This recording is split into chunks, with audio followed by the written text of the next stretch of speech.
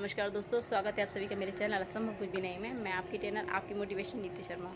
Friends, आज हम बात करेंगे पति पत्नी के रिश्ते के बारे में, जो दुनिया का सबसे खूबसूरत और सबसे प्यारा रिश्ता होता है। हमारे हिंदू संस्कृति में ये करवा चौथ का जो त्यौहार होता है उसे बहुत ही रीति रिवाज के साथ मनाया जाता है। कहा जाता है कि चांद का व्रत पूजा करने से, निर्जल व्रत करने से हमारे पतियों की आयु दीर्घ होती है। पर ये वाकई में सच है? क्या वाकई में ऐसा होता है? मैं भी मानती हूँ कि ऐसा होता है, लेकिन ये कहाँ तक सच है ये प्रूफ कर पाना थोड़ा सा मुश्किल होता है। फ्रेंड्स, यदि हम चाहते हैं कि हमारे पति की आयु दीर्घ हो और हमारे प्रति एक स्वस्थ जीवन जिएं, एक निरोगी जीवन जिएं, तो उसके लिए मैं आपको बताऊंगी ऐसे आज 5 काम जो हम अपने जीवन में कर सकते हैं और अपने पतियों की आयु दीर्घ कर सकते हैं। क्योंकि बहुत सारी पत्नियां ऐसी होती हैं जो पूरी साल अपने पति की कमाई में, कभी उनके व्यवहार में, कभी उनके परिवार में कुछ ना कुछ कमियां निकालती रहती हैं। और ऐसी पत्नियां जो हर टाइम अपने पति को बेइज्जती करती हैं, अपने पति को जलील करती रहती हैं, वो पत्नियां जब साल में एक बार करवा चौथ का व्रत करती होंगी, तो क्या आपको लगता है कि उससे उनके पति खुश होते होंगे? बिल्कुल भी नहीं। उनसे पति क्या, उनसे परमात्मा भी खुश नहीं हो सकते। तो यदि हम चाहते हैं कि हमारे पति स्वस्थ और निरोगी जीवन जिए, उनकी आयु लंबी हो, यदि हम चाहते हैं कि हमारे पति का साथ और प्यार हमेशा हमारे साथ बना रहे, तो उसके लिए हम ऐसे 5 काम कर सकते हैं जिनसे कि हमारे गृहस्थ जीवन में खुशियाँ आएंगी। नंबर 1, जिस प्यार और साथ की उम्मीद हम अपने पति से करते हैं, वो प्यार और साथ हमें अपने पति को भी देना होगा। हम जिस विश्वास की उम्मीद अपने पति से करते हैं, वो विश्वास हमें अपने पति पर भी रखना होगा। नंबर 2, हमारा पति जितना भी कमाता है हमें उसी में गुजारा करना है। हमें किसी के सामने हाथ नहीं फैलाना है और ना ही हमें अपने पति को नीचा दिखाना है कि तुम इतना कम कमाते हो, इसमें गृहस्थी नहीं चलती, औरों को देखो वो इतना कमाते हैं, वो इतना कमाते हैं। ऐसे नहीं करना है। पार्टनर को आगे बढ़ने के लिए जीवन में प्रेरित करो, लेकिन उसे नीचा मत दिखाओ, क्योंकि नीचा दिखाने से वो डीमोटिवेट होगा। लेकिन यदि आप उसे प्रेरित करते हैं तो मोटिवेट होगा, लाइफ में बहुत अच्छा करेगा यदि आपका साथ और प्यार उसके साथ है। नंबर 3, पति पत्नी के बीच जो भी झगड़े होते हैं उन्हें जल्दी से जल्दी शॉर्ट आउट करें। आप भले ही एक दिन में 1000 बार झगड़ा कीजिए, लेकिन वो बहुत छोटे होने चाहिए। 1000 बार झगड़े कीजिए, 1000 बार मना लीजिए, लेकिन यदि आपने एक झगड़ा किया और 1 महीने तक बात नहीं की, तो उससे जीवन में खटास आती है। पति पत्नी के झगड़े ज़्यादा लंबे नहीं खींचने चाहिए। और हाँ, एक बात और मैं आपसे शेयर करना चाहूँगी कि यदि कोई भी झगड़ा है, कोई भी बात है, तो आपस में शॉर्ट आउट करनी चाहिए। कभी किसी तीसरे व्यक्ति को ऐड ऑन करके अपने झगड़े नहीं सुलझाने चाहिए।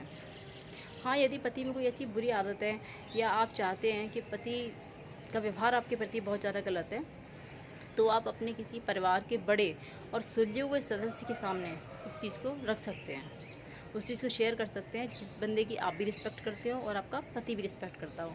तब तो आपको वहाँ पर सोल्यूशन मिलेगा। लेकिन यदि आप हर किसी के सामने बिना वजह अपने पति की बेइज्जती करते हैं, तो उससे आपका रिश्ता डे बाई डे ख़राब होता जाएगा।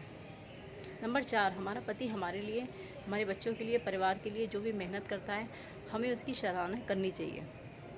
यदि हम उसकी सराहना करते हैं, उसके शुक्रगुजार होते हैं, तो उससे भी उसे मोटिवेशन मिलता है। ठीक उसी तरह जैसे कि हम जब बहुत ज़्यादा थके हुए होते हैं, पूरे दिन घर के काम में चूर हो जाते हैं, थके और बहुत ज़्यादा टेंशन में होते हैं, हमारा पति हमसे कहता है कि तुम कैसी हो, तुम अपना ध्यान रखा करो, तुम्हें अपना ध्यान रखना नहीं आता, ये किया करो, वो किया करो अपने लिए, तो हमें कितना अच्छा लगता है। तो पति की 2 बातों से हमारी सारी टेंशन दूर हो जाती है। हम कितने भी परेशान हो, हमारी सारी परेशानी एकदम से गायब हो जाती है। उसी तरह हमारे पति को भी मोटिवेशन मिलता है।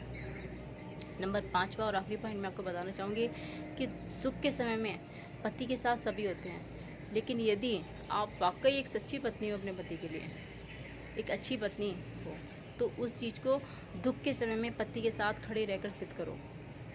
जब वो किसी दुख में हो, तकलीफ़ में हो, तो उसे कभी भी एक पल के लिए भी मत छोड़ना। वहीं देखा जाता है कि अपना कौन है और पराया कौन है, क्योंकि पति पत्नी का रिश्ता एक ऐसा होता है जो जीने के साथ और जीने के बाद भी चलता है। परमात्मा कहता है कि ये रिश्ता 7 जन्मों का होता है। पता नहीं 7 जन्मों का होता है कि नहीं होता, अगर परमात्मा ने कहा है तो होता होगा, लेकिन 7 जन्मों को छोड़िए, आप फ़िलहाल जो हम जन्म जी रहे हैं, आप उसमें अपने पति के साथ ऑनेस्ट रहिए, ईमानदारी से जीवन जिए और उसे प्यार और साथ के साथ रखिए। क्योंकि पति पत्नी का रिश्ता ऐसा नहीं होता कि हम उसे पूरे साल टेंशन देते रहें छोटी छोटी चीज़ों के लिए, कि आप ये नहीं लाते, आप वो नहीं लाते, आप ये नहीं करते, आप वो नहीं करते, और उसके बाद हम उस साल में एक बार उसकी दीर्घायु के लिए हम व्रत करते हैं, तो क्या उससे वाकई उसकी आयु दीर्घ होगी? अरे पूरी साल हमने उसे इतनी टेंशनें दी, इतनी टेंशनें दी, क्यों किसी न किसी बड़ी बीमारी के शिकार हो जाएगा, कुछ नहीं तो। आप बताइए, तो कहाँ से उसकी आयु दीर्घ होगी एक दिन व्रत करने से? यदि वाकई हम चाहते हैं तो वो जितना कमाता है उतने में गुजारा कीजिए, उतना खाइए, उतना पहनिए और उतना ही खर्च कीजिए। ज़रूरी नहीं है कि हम शादी से पहले जैसी लाइफ जीते थे शादी के बाद भी वैसी जिए। ये बात दोनों पे अप्लाई होती है, पति पर भी और पत्नी पर भी। लेकिन जब शादी हो जाती है उसके बाद कहा जाता है कि हमारी दूसरी ज़िंदगी होती है और उसमें हमें वैसे ही एडजस्ट करना चाहिए जिस तरह से परिस्थितियाँ हों। उन परिस्थितियों से निकलने की कोशिश करो, लेकिन उन परिस्थितियों को बार बार कोसना वो एक गलत बात है। अब बहुत सी लेडीज़ें कहती है कि करवा चौथ का व्रत है, नई साड़ी होनी चाहिए, नई ज्वेलरी होनी चाहिए, मेकओवर सारा होना चाहिए, ये होना चाहिए, वो होना चाहिए। अरे क्यों होना चाहिए? ये सब करने से क्या करवा चौथ मैया खुश हो जाएंगी? ऐसा लगता है आपको? नहीं, ऐसा कुछ भी नहीं है फ्रेंड्स। अरे एक सुहागन स्त्री का सबसे बड़ा श्रृंगार तो उसका पति होता है। यदि उसका पति साथ खड़ा हुआ है तो उसे किसी श्रृंगार की ज़रूरत नहीं है। तो अपने असली श्रृंगार को बचाइए।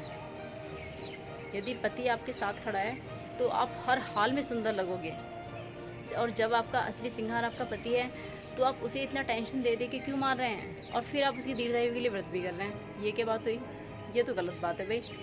यदि हम वाकई अपने पति की स्वस्थ जीवन की कामना करते हैं, हम चाहते हैं कि उसकी आयु दीर्घ हो, तो उसके साथ हर परिस्थिति में उसी के साथ रहिए। जो भी पति अपनी बीवियों की रिस्पेक्ट नहीं करते, उनके साथ मारपीट करते हैं, गलत व्यवहार करते हैं, उन्हें भी अपने जीवन को यदि सुखमय बनाना है तो उन्हें थोड़ा सा बदलाव लाना पड़ेगा। अपनी पत्नी की रिस्पेक्ट कीजिए, उसके साथ प्यार से और ईमानदारी से रहिए। यदि आप थोड़ा सा साथ देंगे तो आपकी पत्नी आखिरी वक्त तक आपका साथ देगी। और यकीन मानिए, एक पत्नी ही ऐसी होती है जो हर हाल में पति का साथ देती है, वरना सारे रिश्ते पीछे छूट जाते हैं।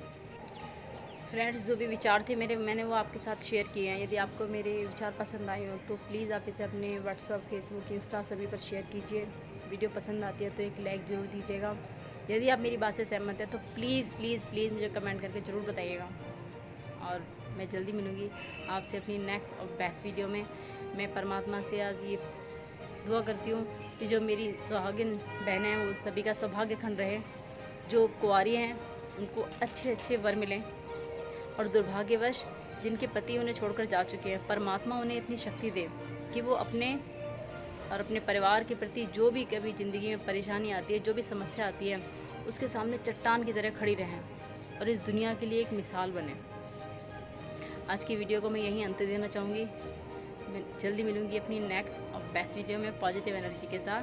तब तक के लिए नमस्कार।